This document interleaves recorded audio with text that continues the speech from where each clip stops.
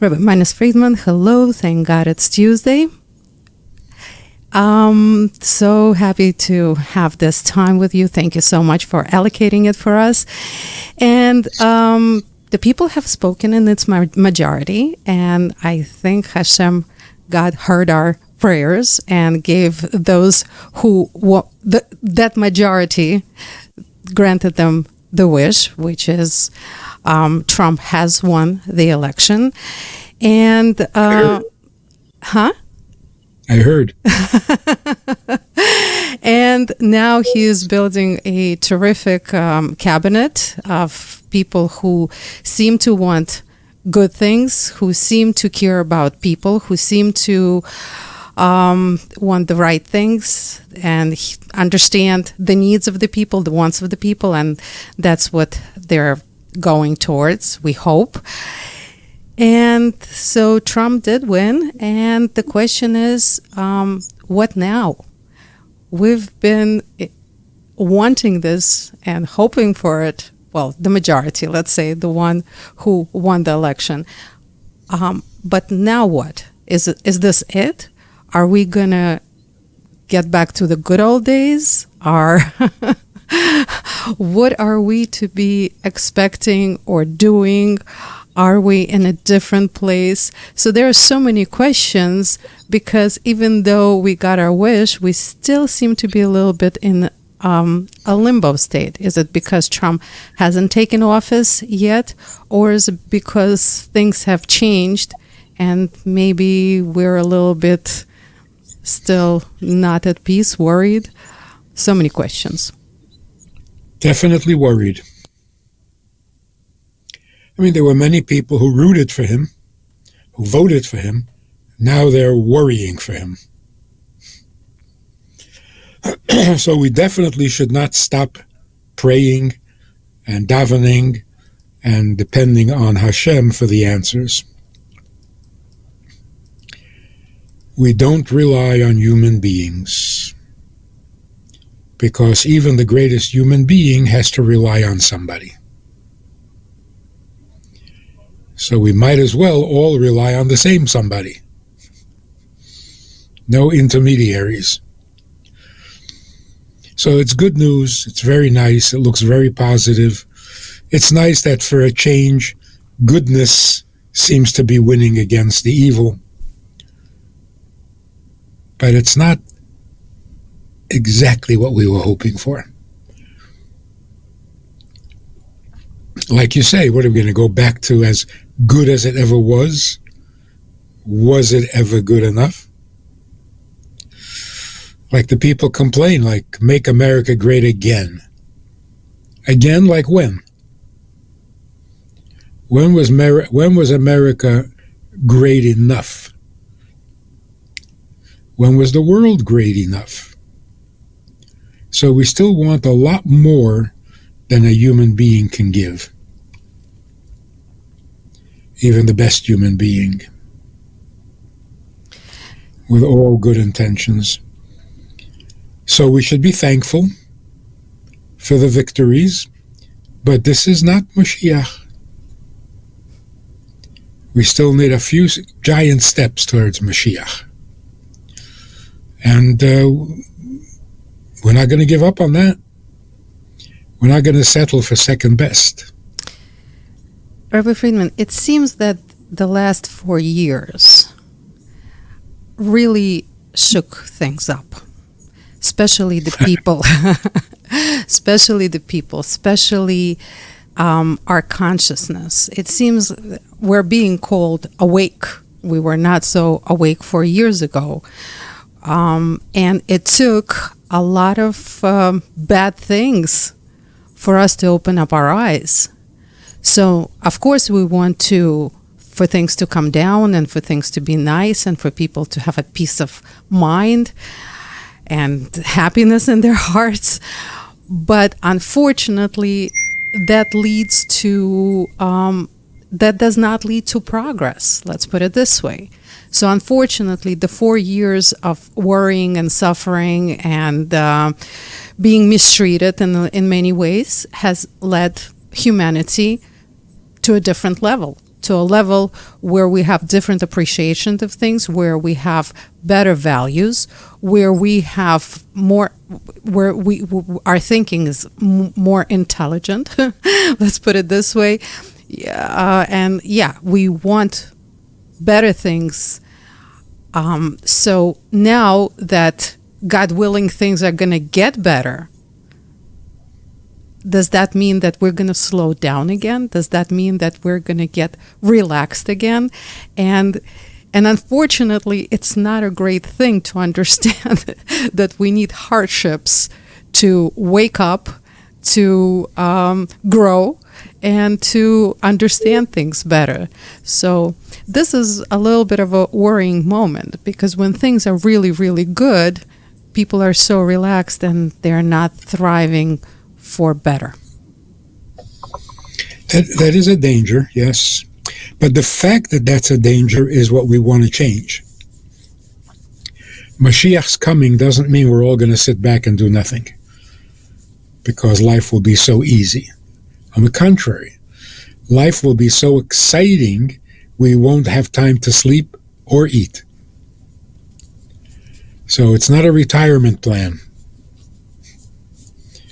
Mashiach does not help us retire. He animates us. He inspires. So yes, that's one of the problems with human solutions. You have the solution, how long will it last? What side effects will it bring? So we're still looking for the big solution. Human beings can make the world really good, but Mashiach has to make it really godly. Good is always subject to corruption. Good and bad, good and bad. But when we graduate to godly, there's no alternative to godly. Then the big question is, does the good get us closer to Mashiach, or does the bad? No, for sure. The bad did its job enough. It seems like it can't do any more without destroying everything. So now the good has to bring us to Mashiach. That's why the answer to darkness today is more light. Because it's the light and the goodness that's going to bring us there. Not the complaining and the condemning and the criticizing.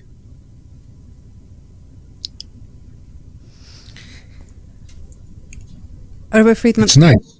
It is really, really nice, but I can't help noticing that the biggest conversation right after Trump's victory was about money. That was his number one agenda, to make America great again, means prosperous, and besides other things, of course, but that was a big accent towards prosperity of the people.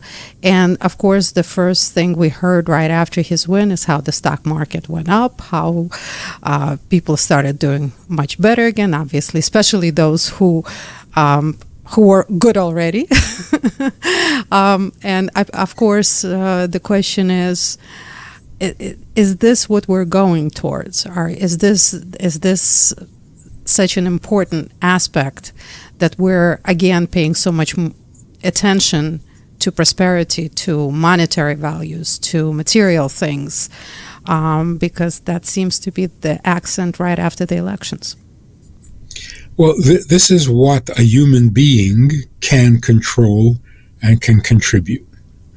But there's something else going on much more exciting, and I'm not sure it's from the election or from heaven, something. The truth was completely absent and lacking, and now all of a sudden everyone just wants to have truth. All of a sudden scientists are saying there was no evolution, there couldn't have been evolution, the world can't be more than 10,000 years old, the whole thing was a mistake. That's pretty awesome. People are now being very honest about the dangers of modern medicine. Who do you believe? Who do you trust? Who was lying? Who was endangering us? I didn't see anything specifically in the news, but the FBI is going to become moral again, hopefully. The State Department, the Department of Justice. But what about the FDA?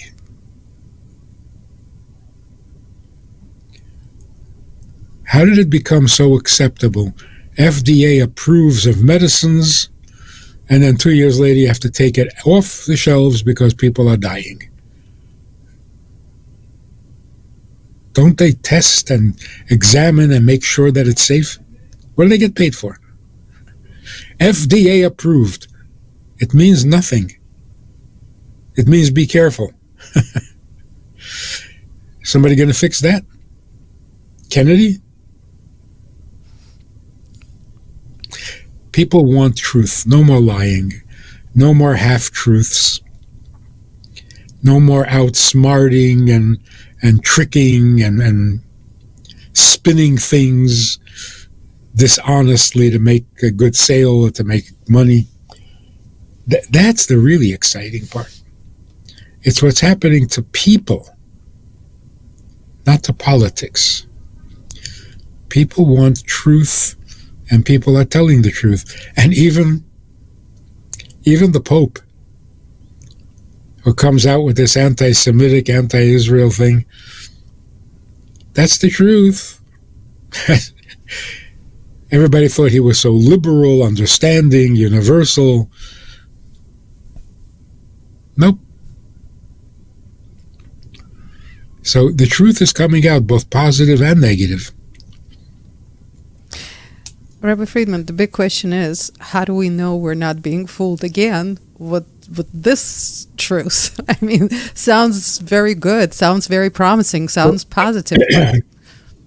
Yeah, well, that can be a little bit of a paranoia. Like, how do we ever know? If we're looking for the truth, which is such good news, we'll find it. We can't undermine or sabotage the attempt at finding truth by saying, well, maybe that's not true either. If we're looking for true, that's very good. We'll find it. We have, thank God, an instinct and a capacity for recognizing truth. Not just what sounds good, but true. We just lost it somewhere for about 100 years. Now we've got it back. Just 100? It seems longer. I think, with Hollywood and Madison Avenue and false advertisements and manipulating people's buying instincts. Rabbi Friedman, but that is the big question.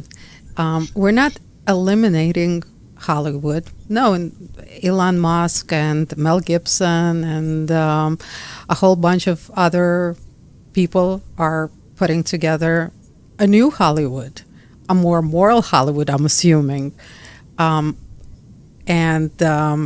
Same thing is happening in all the departments. RFK, the new FDA, and then, other good people are trying to recreate everything that has been already working, but in a new way. Is that what we need? Is that what we need? Do we need all of these departments still? Because is a new Hollywood a good thing? Or maybe no Hollywood is a better thing? No, it's a good thing because the medium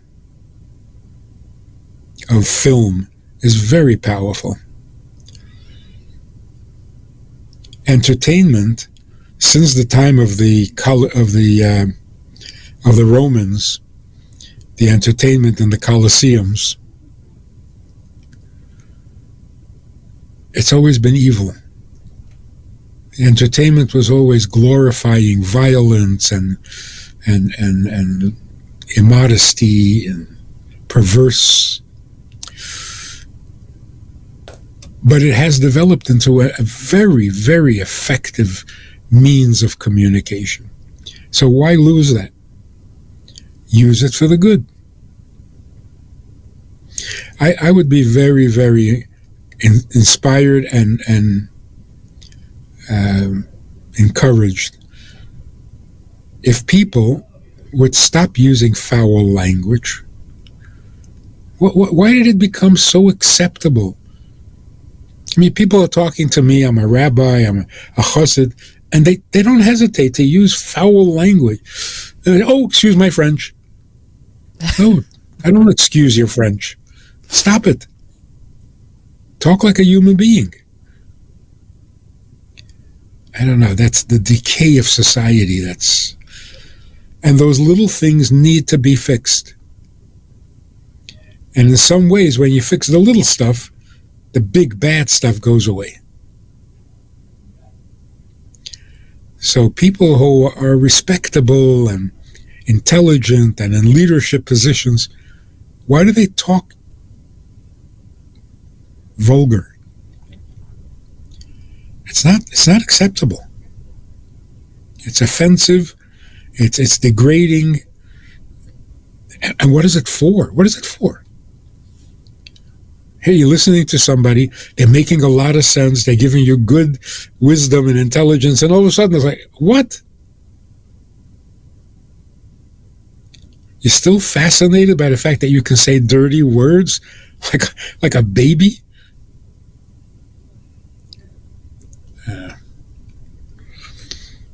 When that changes, we'll know that we really got somewhere. Rabbi Friedman, but I can't not point out the obvious. I mean, Mel Gibson is definitely a God-fearing man, but the movies that he has made has definite anti-Semitic innuendos in them. And even though this is a step up, because we do want people who acknowledge God, who are God-fearing, speaking for myself, but at the same time, that has always, in our entire history, has created a lot of problems, because then there are disagreements about who's right, who's wrong, whose religion is real, and who's a false god or whatever. So again, we're kind of we're maybe steering away from the dirt, from the cursing and the nudity and the disrespect, and we're going in a different direction. But there's danger in this direction as well, and we have already encountered it. So where's that middle ground? How do we find it? I mean, on one hand, I have to be honest, in Biden's cabinet, most of the people were Jewish. In Trump's cabinet, most of the people are not.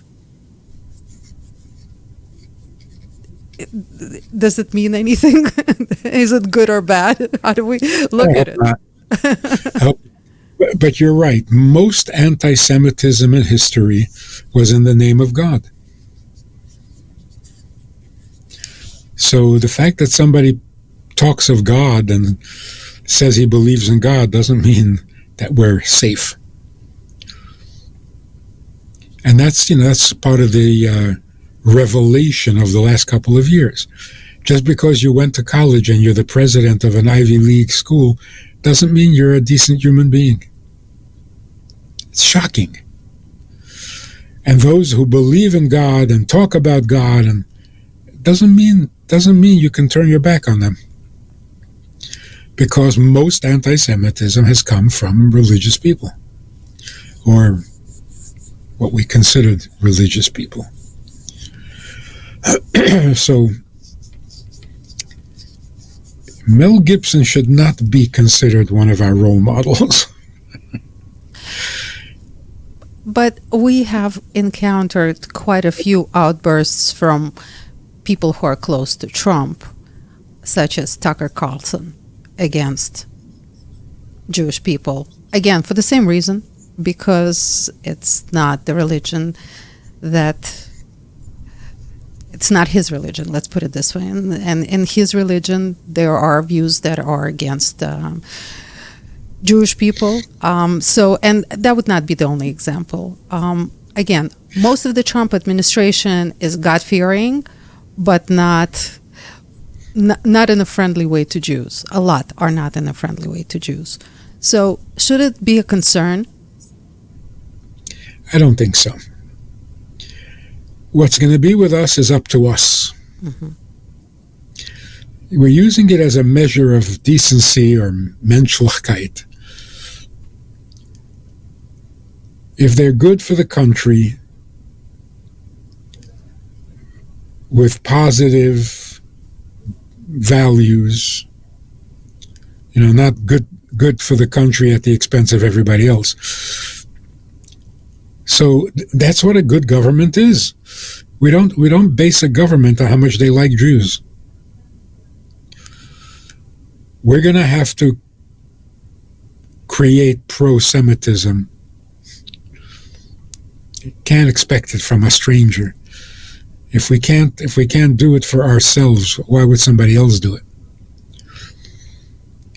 But the point of it is that you don't measure a person by what he says. So actors, radio personalities, what are they called? Commentators. You don't know what kind of people they are. They all put on a good show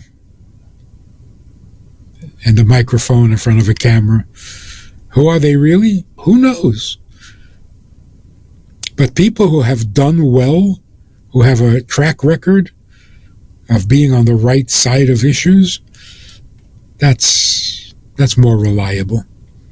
So personalities, Hollywood, celebrities, they don't belong. Rabbi Friedman, but what about the president? The president has a good track record. Yeah, has a good track record, and we have to believe the president because he rules the country by speaking. If he doesn't say what he means, then people don't admire him for what he says. They're embarrassed by what he says, but they admire him for what he does. Yeah, definitely want to point out that for the Jewish people, he has been good and promises to be good. So hopefully we can take that to the bank with a lot of other promised prosperity. We have to assume that a good person is a good person. We can't pick and choose. He's not a good person, but he's not an anti-Semite. What does that mean even? What? And by the way, I've been thinking about this, all this talk about anti-Semitism. I wish we would stop already.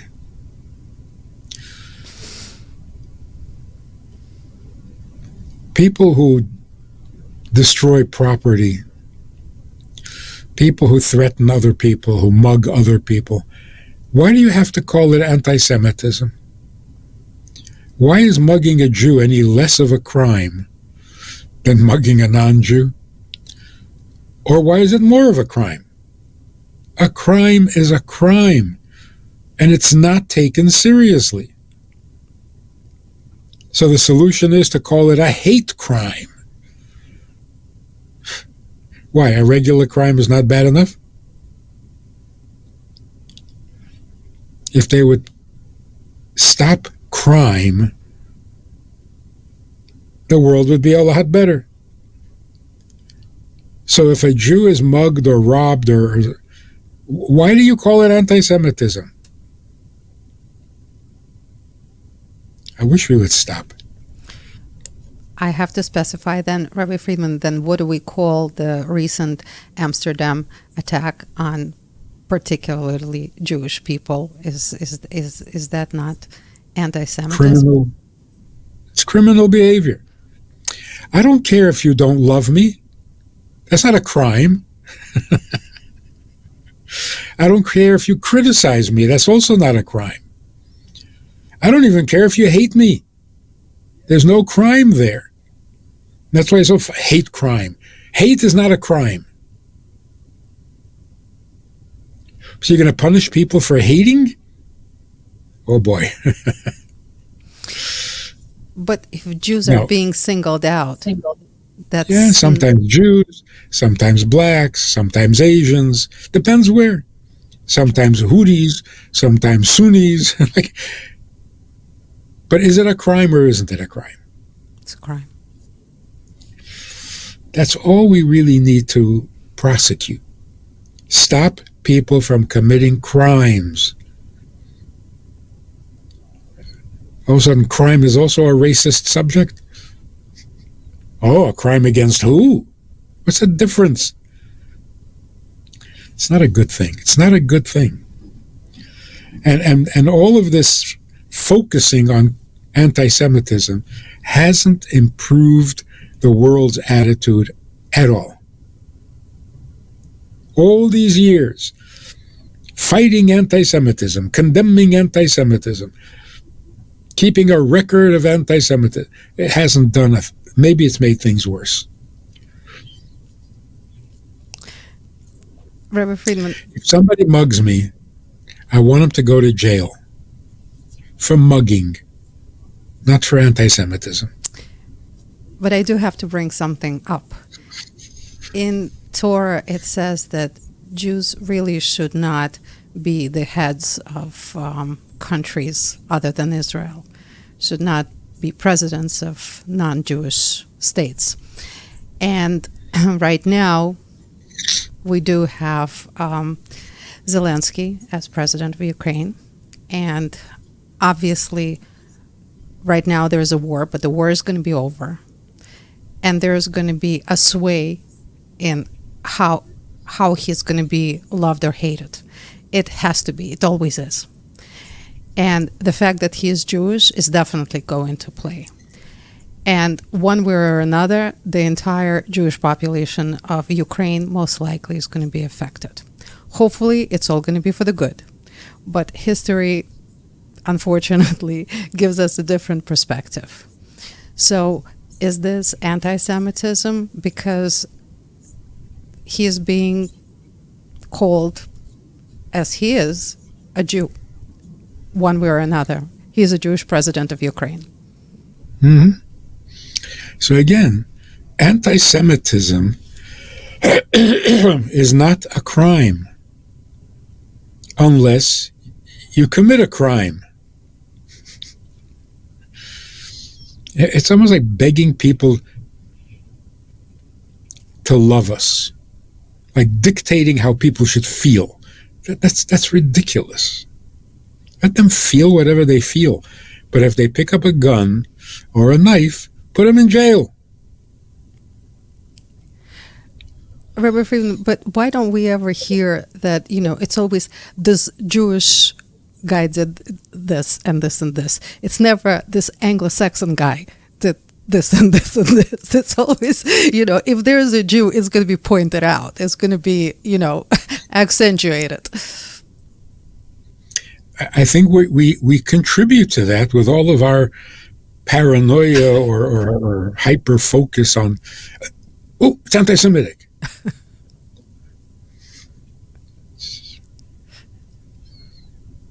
We don't need people to admire us or love us by law.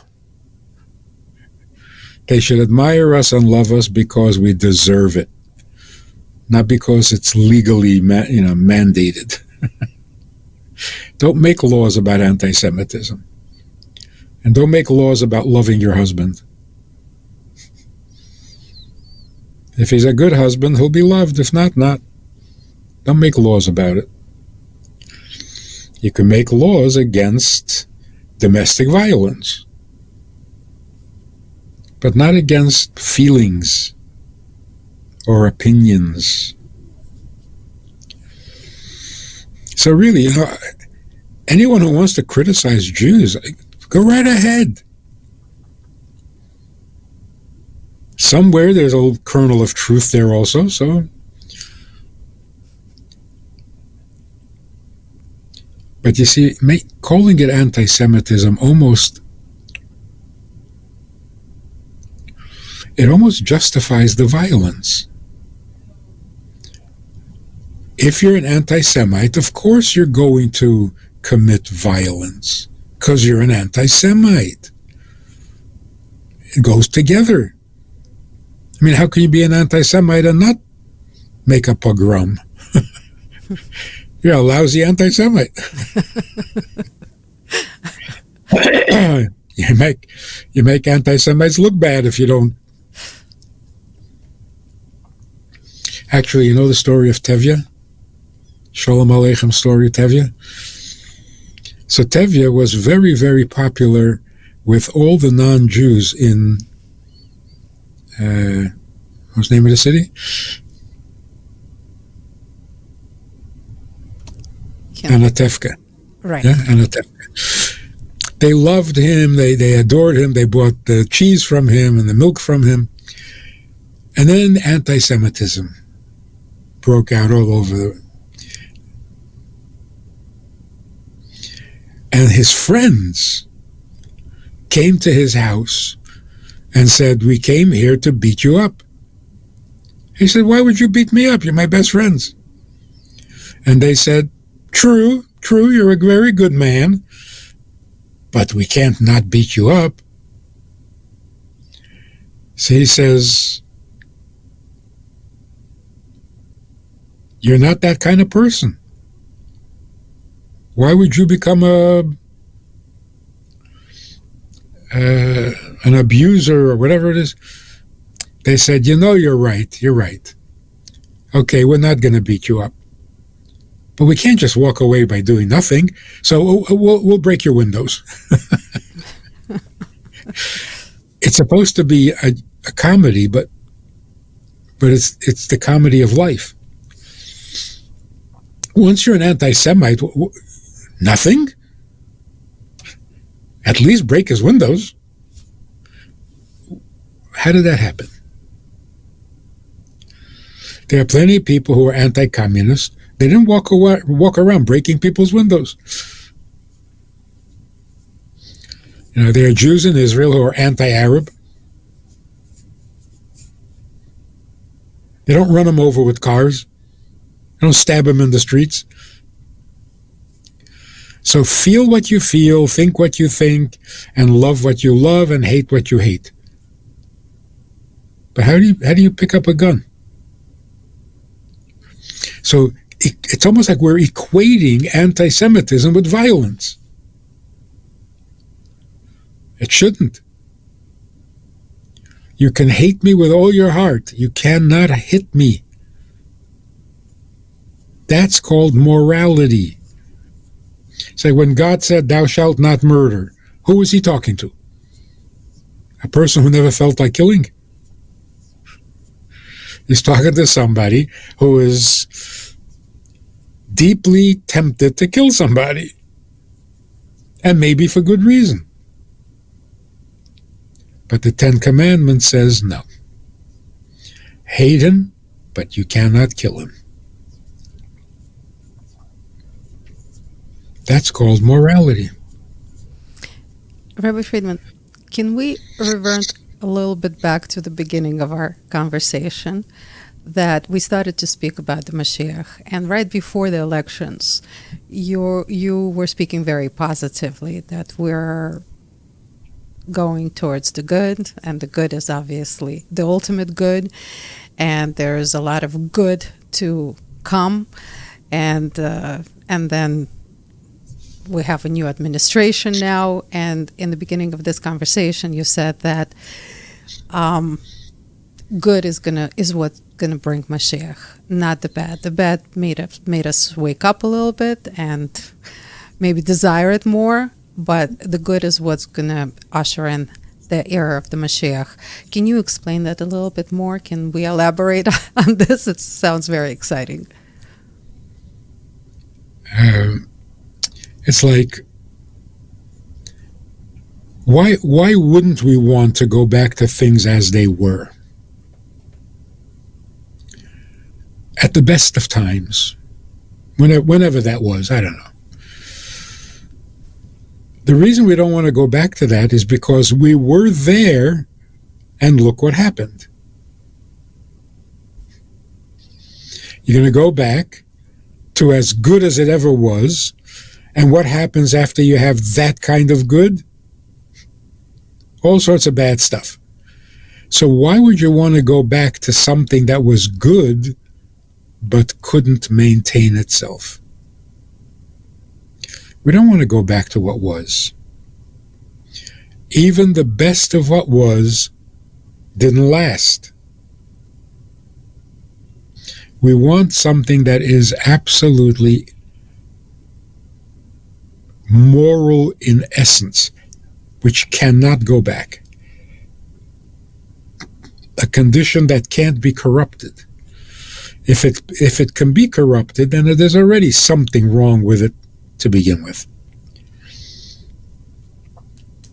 So that's what Mashiach means. Not as good as we can imagine. Much better than we've ever imagined. Because whatever we've imagined, we tried, and it didn't work for very long. So we want a whole new world, not just the best of what we once had. Because obviously that was not good enough. Like, we don't want to go back to Israel. Back to Israel, we've been there twice. Didn't work out so good. One temple burnt, another temple burnt. So we'll have the third temple.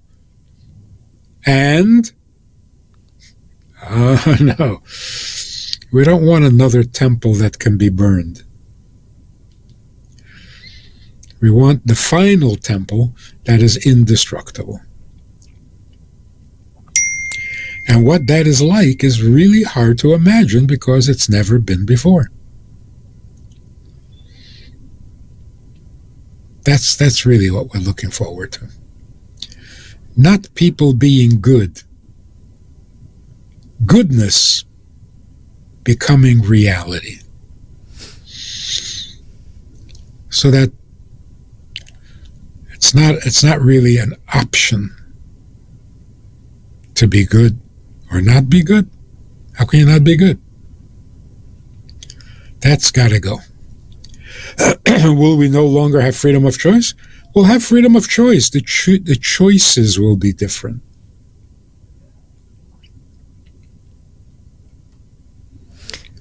Rabbi Friedman, and you think that period is approaching, like soon? Because when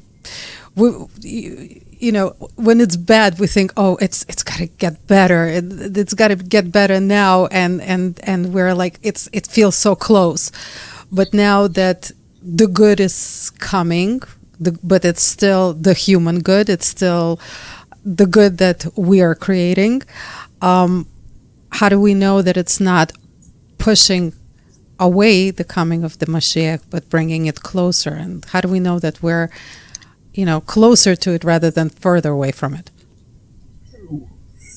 I'm seeing it everywhere. But you're right, we should not become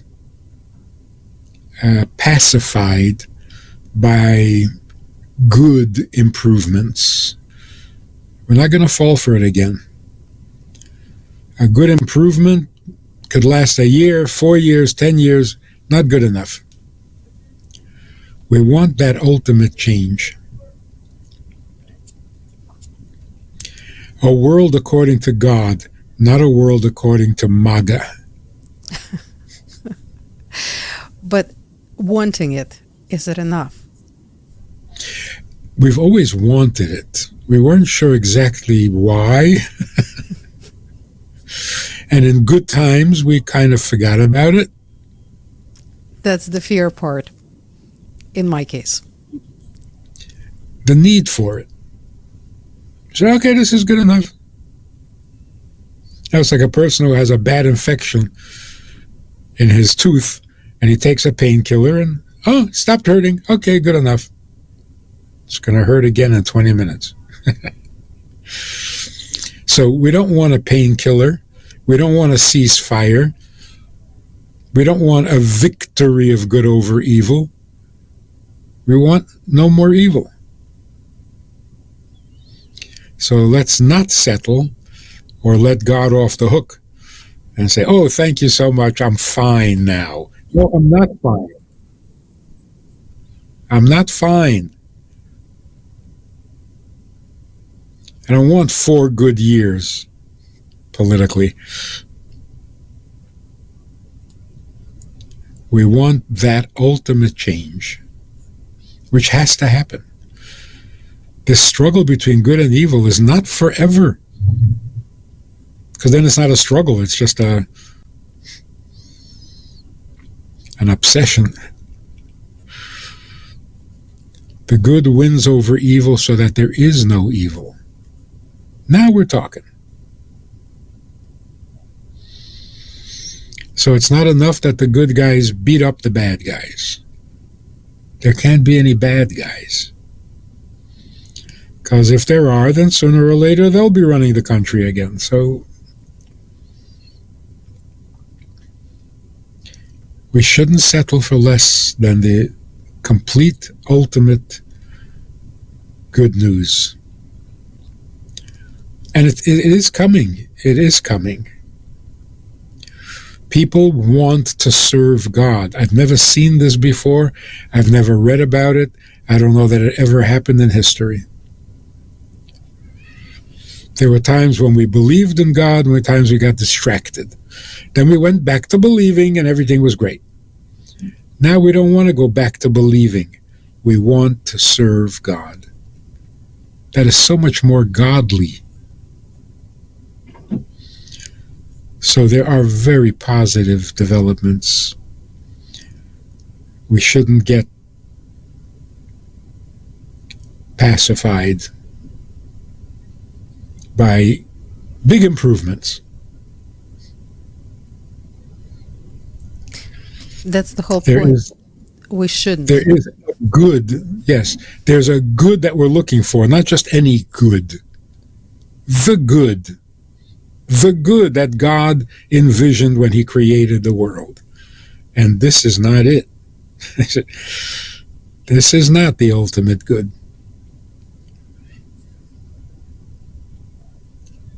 But it is happening. So we have to think of it as Mashiach is coming, and his influence and effect are already starting to be felt. And Trump is part of that. He's not the architect. He's not the author of peace. He's the tool. A good tool. And he's earned it. He deserves it. Agree. He's paid his dues. Oh, for sure. For sure. Big time. Big time. Yeah. Rabbi Friedman, amazing. This is, our conversations definitely took a different turn as of this week. After this is our first program since Trump's victory, and there's definitely a different tonality to how we speak and what we see, and so there must be a different energy in the world altogether, of course, because of that. And of course, I look forward to seeing it being revealed more and more with your help, of course. Your vision is amazing. It has never been wrong.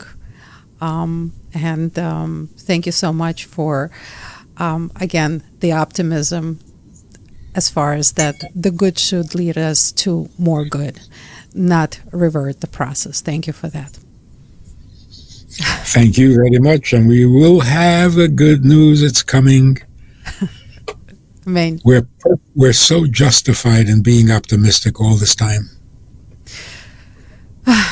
Baruch Hashem. I hope so. I hope so. Thank you, Rabbi Friedman. Yeah. Thank you for the light and the optimism and for your time, of course.